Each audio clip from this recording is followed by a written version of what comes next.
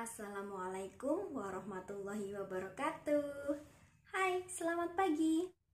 Oke, kalau kemarin kita sudah belajar tentang bagaimana cara memandikan jenazah, kemudian cara mengkafani jenazah, hal selanjutnya yang dilakukan terhadap jenazah adalah mensolatkan dan menguburkan jenazah. Mari kita simak bersama-sama. Mensolatkan jenazah. Jadi, syarat jenazah yang bisa disolatkan yakni yang pertama, jenazah tersebut sudah selesai dimandikan dan suci dari najis, baik tubuhnya maupun kain kafannya maupun tempatnya. Selanjutnya, orang yang mensolati telah memenuhi syarat sah melakukan sholat. Nah, apa syarat sahnya? Syarat sahnya seperti syarat sah melakukan sholat pada umumnya atau sholat fardu. Yang ketiga, posisi musolli berada di belakang jenazah. Nah, kalau jenazah itu laki-laki, maka orang yang menjadi imam posisinya adalah di sejajar dengan kepala jenazah. Kalau jenazahnya itu perempuan, maka posisi imam sejajar dengan pusarnya.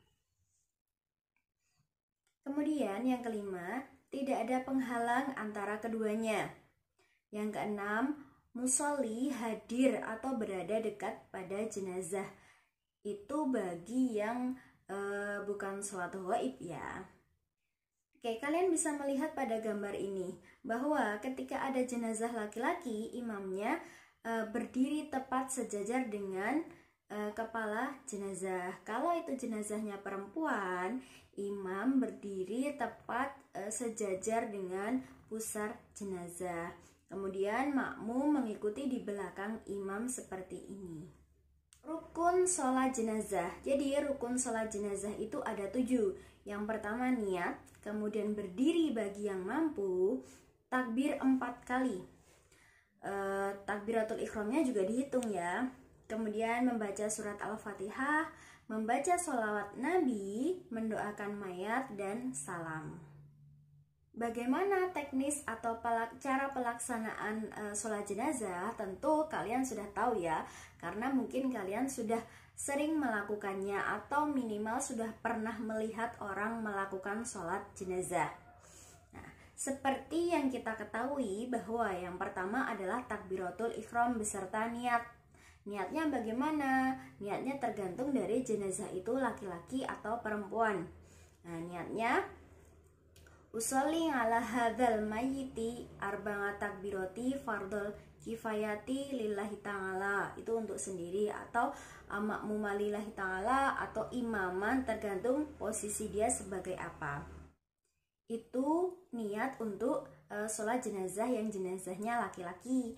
Kalau jenazahnya perempuan, maka niatnya diganti hadhil mayyitati. Yang kedua, membaca surat Al-Fatihah. Kemudian melakukan takbir kedua. Setelah takbir kedua itu, maka kita diperintahkan untuk membaca sholawat Nabi. Sholawatnya boleh terserah mau yang panjang atau yang pendek. Sekedar Allahumma sholli ala sayyidina Muhammad pun itu juga boleh. Kemudian membaca doa untuk jenazah. Allahumma ighfir laha warhamha wa'afiha wa'fu anha, atau Allahumma ighfir lahu warhamhu wa'afi wa'fu anhu.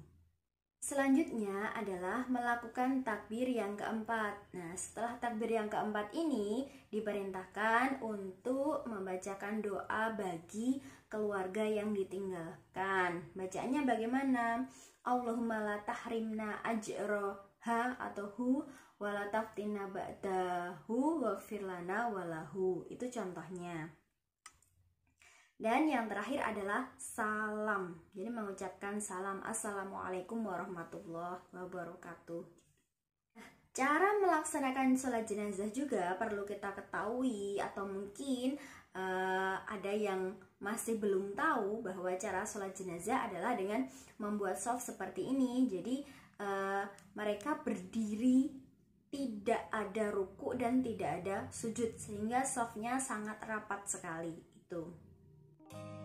Nah, Ibu harap kalian semuanya itu juga mulai mengamalkan tentang ilmu ini, karena mungkin kalau untuk memandikan, mengkafani itu masih agak susah, tetapi ketika mensolatkan jenazah ini dari keempat perkara perawatan jenazah ini adalah perkara yang paling mudah. Jadi siapapun sebenarnya bisa melakukan ini, bahkan kalian. Jadi sebaiknya dimulai dari sini. Ketika ada orang yang meninggal kemudian takziah, maka jangan hanya takziah saja, tapi juga mendoakan. Dengan cara apa? Salah satunya adalah dengan mensolatkan, gitu ya. Selanjutnya, setelah belajar tentang cara memandikan, mengkafani, mensolatkan, perkara selanjutnya atau yang perkara terakhir adalah tentang menguburkan jenazah. Tahapan pertama dari menguburkan jenazah adalah persiapan. Apa yang harus disiapkan? Yang pertama jelas liang lahatnya. Nah, seberapa sih ukuran liang lahat itu? Ukuran liang lahat yakni panjangnya adalah sepanjang jenazah tadi, kemudian ditambahkan kira-kira setengah meter atau 50 cm. Kalau lebarnya kira-kira 1 meter. Kemudian dalamnya itu adalah setinggi postur tubuh manusia ditambah 1 hasta atau sekitar 60 cm.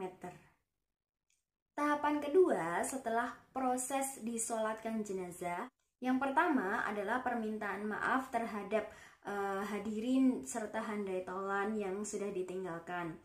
Yang kedua, pemberitahuan tentang pengalian urusan hutang piutang kepada ahli waris. Yang ketiga, persaksian atas baik dan buruknya amal perbuatan si jenazah tadi. Dan yang keempat adalah sekedar maulidhah hasanah, tapi itu jangan panjang-panjang, yang singkat saja. Cara pengusungan jenazah dilakukan oleh 3 atau 4 orang, yakni 1 orang di depan atau 2 orang lainnya di belakang, atau masing-masing 2 orang. Nah, sebaiknya orang yang mengusung jenazah adalah laki-laki. Kemudian, posisi dari kepala jenazah itu berada di depan, dan pengiring jenazah sebaiknya ada di depan dan berada di dekat jenazah. Dan mengiringnya itu lebih baik dengan jalan kaki daripada dengan berkendara. Serta bagi pengiring diusahakan berjalannya dengan agak cepat. Proses yang keempat yakni proses pemakaman jenazah. Setelah jenazah itu sampai di pemakaman, maka keranda diletakkan di selatan liang lahat atau di arah kakinya jenazah. Kemudian secara perlahan jenazah itu diturunkan dengan kepala dulu dan di posisinya agak miring. Setelah itu jenazah diserahkan kepada 3 orang yang berada di liang lahat. Jadi ada 3 orang yang berada di liang lahat yang bertugas menerima jenazah dari atas. Selanjutnya jenazah diletakkan pada dasar makam seperti gambar di samping dengan posisi menghadap miring ke arah kiblat serta kepala di arah utara. Karena kita kiblatnya itu di arah barat, jadi kepalanya di utara, wajahnya menghadap ke barat, seperti itu. Kemudian tali-talinya itu dilepaskan supaya wajahnya bisa terbuka, kemudian pipinya jenazah ditempelkan dengan tanah. Setelah itu liang kubur ditutup. Sebelum ditimbun itu para peziarah disunahkan untuk mengambil 3 genggam tanah, kemudian menaburkan di dalam kubur melalui arah kepala dari jenazah. Tahapan selanjutnya yakni mengumandangkan adzan dan iqomah di alam kubur. Kemudian di atas jenazah tadi ditutup dengan papan-papan yang sudah disediakan. Setelah liang lahat tersebut sudah selesai ditimbun, maka disunahkan untuk memberi 2 nisan sebagai pertanda serta menaburkan bunga, memberi minyak wangi, meletakkan kerikil, memercikkan air di atasnya. Kemudian perwakilan dari keluarga untuk mentalkin jenazah itu dilakukan sebanyak 3 kali. Setelah itu maka sebaiknya keluarga dari jenazah atau pentakziah itu jangan langsung pulang dulu, tetapi bersama-sama mendoakan jenazah agar lebih mudah dalam menjawab pertanyaan dari malaikat Mungkar dan Nakir.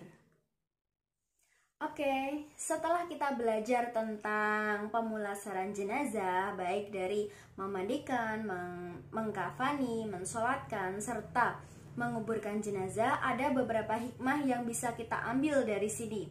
Yang pertama, ketika memandikan jenazah itu berarti mensucikan jenazah dari segala kotoran. Nah, ketika disolatkan juga dalam keadaan bersih, sehingga itu memberi contoh betapa Islam itu mengajarkan tentang menekankan kebersihan. Tidak hanya sewaktu hidup, tetapi juga ketika sudah meninggal.